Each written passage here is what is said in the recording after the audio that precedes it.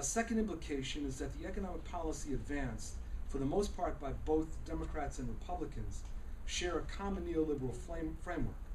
Thus, while Obama did advance a stimulus, it was too small. His administration was also prepared to bail out Wall Street, but receiving very little in return. It has placed no significant attention on the planning that is necessary in order to advance a real green jobs program. And now with the Republicans in the House of Representatives, the program is on hold in any case.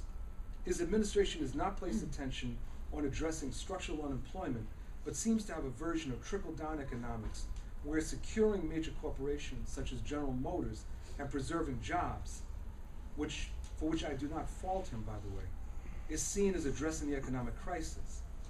However, that doesn't help Camden, New Jersey. A third implication, as silly as this may sound in a period when everyone is talking about budgetary cutbacks, is that the fight for jobs and economic development is actually the key. It's the key fight for economic justice at this moment. The Central Labor Council in Fort Wayne, Indiana, led by a very outstanding guy named Tom Lewandowski, has taken on this fight. The Central Labor Council has made the fight for jobs its fight, and part of what they're doing is challenging political leaders around the expenditures of funds.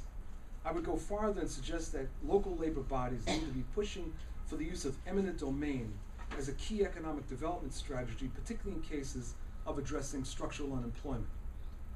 Let me give you an example.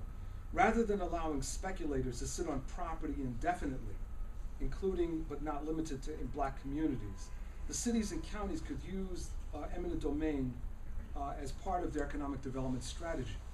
That means that, however, that someone somewhere needs to be involved in thinking through alternative economic development strategies. This is actually my fourth point.